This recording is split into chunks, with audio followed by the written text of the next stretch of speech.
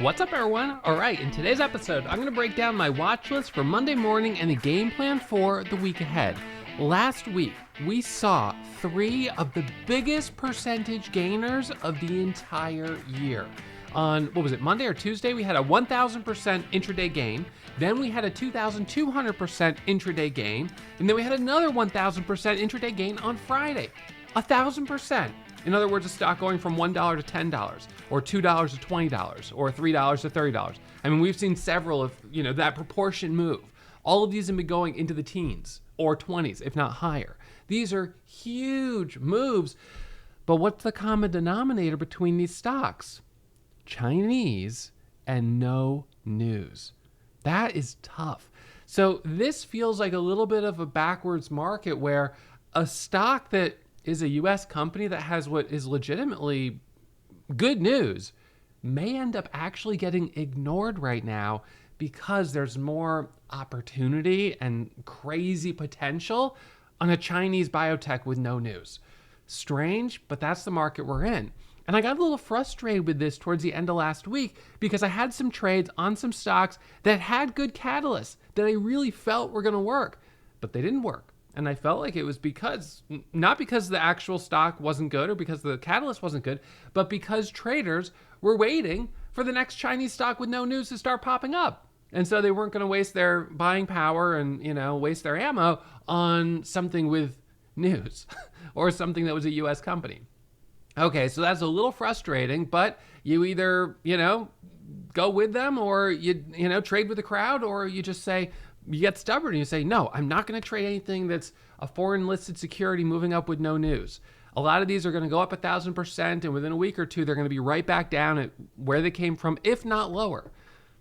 But going up 1,000%, that's volatility. Volatility is an opportunity. So should I really just sit here and get stubborn and say, I'm not going to trade that? I don't think that's the right move either. So we're going to jump on to the screen share. I'm going to break down the watch list. As it turns out, last week was the best week of the entire month of July, finishing up over $103,000 here in my Roth IRA. This doesn't include the small account challenge progress, which is separate from this. So last week was a good week. I had a no trade day on Tuesday. The week before, I'd had a no trade day on Thursday and Friday. But, Monday of this last week was really good. Tuesday, we ended up having that 2,000% move. I didn't even trade it, but I still, I was able to capitalize the next day on continuation and the FOMO that was in the market on other stocks. So a really good day on Wednesday, and then Thursday and Friday kind of slowed down a little bit. So that's where I'm sitting right now on the month. Now, $214,000 for July. We're going to go to month to date and just look at the metrics just a little bit deeper here. So this month here, so average accuracy is only 59.5%. That is lower than my all-time average, which I think you saw back here at 68%. 68.5%, that's over the course of 10 years. If we just did last year, just for instance, last year was 71%, so a little bit above average last year. This year's probably around 68%. But this month right here, a little bit lower, but the average winners are 6,800. Average losers are 2,500. So I'm doing a really good job maintaining a solid profit to loss ratio, where the average winners are much bigger than the average losers. Profitability by day of the week doesn't really make a big difference on a short period of just a couple weeks because that can't really get much from that. But profitability by price is interesting, between 2 and 5 and between 5 and 10. And I haven't really done very well between 10 and 20 or higher. Once they get a little higher price, they become a little bit more difficult. Not really taking trades with small size. I am, it's because I'm not that confident. So pretty much waiting, and then taking the confidence to go in with bigger size. On the instruments I've done the best on, we can see, I had a couple that I lost on. Most of them, however, I've done well with. Stocks with more than 25 million shares of volume, stocks with at least 3x the 50-day average, but doing well on 5x, which makes sense. So this is kind of the, and then I don't have the ability to sort it by the company of our country of origin, but what I think you would notice is that doing well on foreign listed securities. So Friday we had Stack, a Chinese stock, fossil fuels, doesn't matter because it's Chinese and it has no news. So basically, it's kind of crazy, but in a way, does it even matter what the company does? I don't know. I don't know if it does. I mean, the company clearly doesn't even have news. So what does it matter if it's Chinese? If it has to be Chinese, it seems, but it doesn't matter if it's biotech or something else. Now, I thought biotech did kind of matter earlier in the week. It was biotech stocks that gave us our two big moves on Monday and Tuesday and Wednesday, or whatever those days were. But then this energy stock on Friday ends up going, as you can see here, from a low of, what was this, $1 a share, all the way up to a high of $12. So incredible move. Many of you guys who trade in the afternoons, I saw the post that you did really well on it. And this is the incredible thing where you sort of grinding higher, halted, pulled back, grinding higher, halting, pulling back, grinding higher, halted up, dipped down, halted a second time at 5, and it resumed at $8, dip and rip into a second halt at $9.50, then it resumes 10, dip and rip up to 12, then halted at $12, resumes at 10, and halts down at 8. Bounces here, opening around 7, halting back up at 8, then opening, selling off, then rallying back up and into after hours, but not getting back to that peak. This is a little interesting that we halted up once, twice, and 3 times, and we didn't open high and halt down. We halted up at 12, and then we opened at 10. That's a little scary. That's the challenge of being in with a halt, is you could open higher, like you did here, from 5 to 8, or you could open lower, like here, from 10 to, or 12 to 8, coming back down. So I prefer trading pre-market where you don't have to worry about these halts. And I also like trading, well, in theory, I'd be fine with trading after hours because there's no halts as well, but I don't typically trade during that window. Here we had DFNS that squeezed from 450 to 750. Interestingly, a U.S. company, aerospace and defense. There was no catalyst on this on Friday, as far as I saw. Now that was on the 20th. So I don't think there was actually even any news on this on Friday. But again, it made this big move. It had a recent reverse split back here. This was just on, what was this, July 21st? Yeah, the 21st there. We had the reverse split, some volume, then it pulled back. Now it's kind of rallied back up, but this is the high on the 21st, so we're kind of still, that's not a very good line, but kind of, a little bit of an issue there, maybe. I would say this is probably worth watching at, 4 a.m. tomorrow morning, early traders, but I don't know by 7:30, 8 coming into towards the open, if this will still be in play. Yes, it has a lot of room with the 200 moving average, but it's a little off the theme being that it's a U.S. company. Now, I could just double check that because sometimes these companies get labeled incorrectly. But no, New York. So U.S., it's a U.S. company. All right, so we're just going to start by looking at the after hours top gainers scanner right here. So we had DFNS. And by the way, those of you guys that want to check out the 2-week trial, during the trial, you get access to all these same scanners. You can make your layout however you want. You save it, you log in each day, and you could be using the charts, the scanners, the news feed, and of course you can be listening to my broadcast while I'm trading each morning. But I want to remind you, as always, of course, trading is risky. My results aren't typical, so you should always manage your risk by practicing in a simulator before putting real money on the line, and you should never try to blindly follow anyone, not me or anyone else.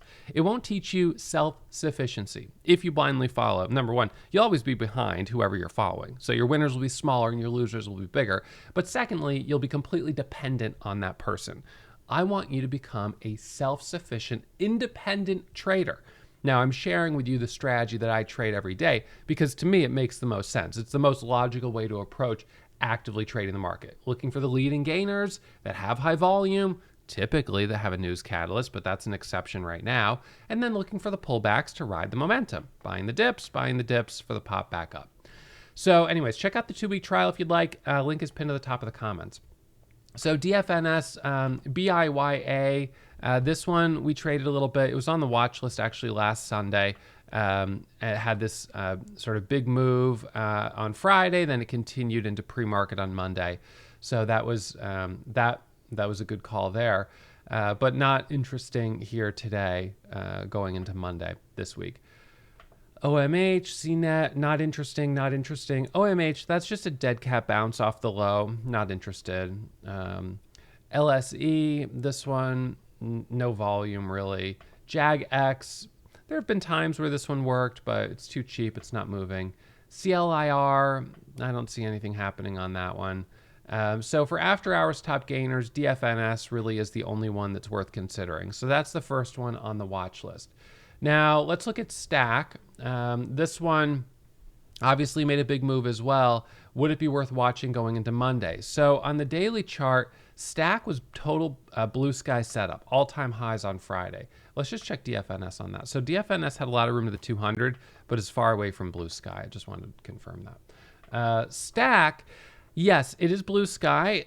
It's possible you could get more opportunities on this. Some traders got it on Friday, but a lot of people aren't still trading on a Friday in July. So they'll sit down Monday morning, the way I will, and they'll think, well, could this get back to 12? And so what levels would need to break in order for that to happen? And I would generally say, I look at the most recent high, sort of a little move, which is about 645.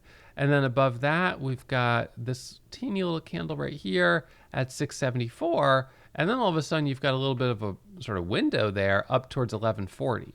So if this was able to reclaim 674, then I would start to look for this move higher.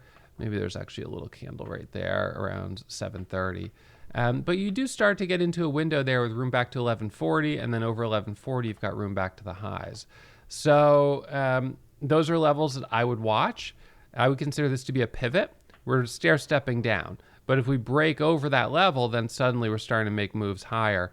Is that going to happen? I don't know. ZCMD surprised us last week, if you recall, with the headline of, let's see, no, it was right here. The offering drops to $1.50, then squeezes up to $8, but then comes back down. Just crazy. So I don't typically expect after a big move that we'll actually get back to the high. But it's happened before, and we're in a market where the unexpected things seem to be happening. So keep an eye on Stack going into Monday as well. Just, keep it on a side chart. APUS, I see that one, pharmaceutical. I'm not really sure what was going on there, why it gapped higher. Almost looks like it had a split, but there was no volume on it, only 27,000 shares. So we'll have to see what that's doing on Monday. Not really sure. So LVWR, this one, 23 million share float, 103 million shares of volume. Wouldn't really watch this for continuation, although I could see, why some might be interested in it above. You sort of got this descending resistance line in here, as you can see. So you're below that. And the pivot on this would probably be that high right there of $1.77. And then that kind of gives you room up to this level here of 209. So I could see that maybe being something some traders would look at, but to me, the price is a little low, the float's a little high, probably not going to work. WLDS, Israeli company, squeezed up into the close, then pulled back. Typically, hasn't been an easy stock to trade, has a few higher volume red days. I just don't think it's going to work. BIOT, this one from Friday, big move, sold off. It was day one of trading, lots of halts, but not a lot of liquidity, very light volume, so no trades there, no interest really. JEM, this one, I don't know. I mean, I thought we were going to pull away up here on Friday. It didn't end up happening, so maybe in the coming days, but I kind of don't think so. VIVK, this one's pulled back probably a little bit too much. Descending resistance, but on the other hand, almost maybe ascending support here, although not sure that one's going to work either. Ray and YYAI, not sure about these ones. They don't look that interesting. So I would say the two to watch going into Monday are Stack and DFNS. And you better believe that I'll be watching this top gainer scanner bright and early, looking for the leading gainers. And then if we've got some nice momentum, jumping in on pullbacks and riding those waves higher. I am in a place right now where I'm trading less, but when I take a trade, I am stepping up to the plate with pretty big positions. So I'm being aggressive to capitalize on opportunities, but I'm focusing on quality over quantity. So in total this month, let's see, where did my metrics go? Let's see how many trades I'm at for this month. Only 71. We just checked to see last year at this time. how many trades I'd taken. 358. That's crazy. Granted, I had made definitely, 4 times as much money, but we were in a pretty hot market there. But nonetheless, it's 5 times, 6 times as many trades. So that taking fewer trades right now, in part because the market has been a little bit trickier. Like when something works, it can work really well, but then there's a lot of false starts, and I try to avoid getting chopped up in those false starts and just waiting for something that I think actually can pull away.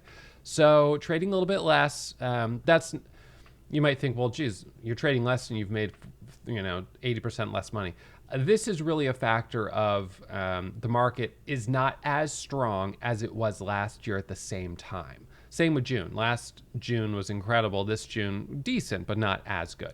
And that's fine. I mean, that's just the way the market is. It's the ebb and the flow. Towards the end of last summer, we had the price of Bitcoin rolling over. And, Bitcoin, it's a speculative asset class. Of course, traders who are investing in Bitcoin also invest in other speculative assets, including small caps. So this was sort of the peak in August on Bitcoin of last year, and it's been all downhill since then. If we did like the 5-year, you could see like the big kind of move here. We had this incredible run from end of 2024 into 2025. All the excitement of the new administration, a lot of crypto traders are really excited about that. And now kind of that catalyst is done. And so now we're on the backside coming back down, and people are speculating if we're going to hold this level or if we're going to, break and go lower. And the reason I bring it up is because this is one of those things that's kind of the rising tide that lifts all ships. When all the crypto investors and traders are rolling in money, then they start spreading that money on other speculative asset classes like small cap stocks. Throwing $1 million on this stock, $1 million on that stock. And so you just have more volume. But when crypto is down, all the crypto bros that, are spending freely when the market's hot are, kind of tightening their belts a little bit, so to speak. And so we do often see that there's a correlation between the strength in the crypto markets and the degree of volatility that we see in the small cap market, which is interesting. I don't trade crypto myself, but I'm aware of that correlation and I do pay attention to it. So, crypto rolling over towards the end of last year was kind of the beginning of small caps slowing down, and this year has been slower until, we got this nice move in a number of stocks in June, and it has been continuing in July, but not to the same extent that we had last year. Nonetheless, we're still, I would say, off the lows of small caps. We probably bottomed in maybe it was March or April when things were really, really slow. And now things are definitely improved since then, which is nice. So, I'm trying to focus on being patient and waiting on the sidelines. But when I see something that looks good, boom, jumping in and getting aggressive. So that's the game plan for the week ahead, is to continue that strategy, that practice. And so I hope to see you guys tuned in bright and early tomorrow at 7 a.m. If you guys do the 2-week trial, if you start tonight, then you can sign your market data agreements, and then 6:30, 7 in the morning when you log in, all your market data will be running and you'll be able to have the charts and the scanners and everything running. So I hope you guys check that out, and I'll see you in the morning. Now, reminder, as always, trading is risky and my results aren't typical. So please manage your risk by practicing in a simulator before putting real money on the line.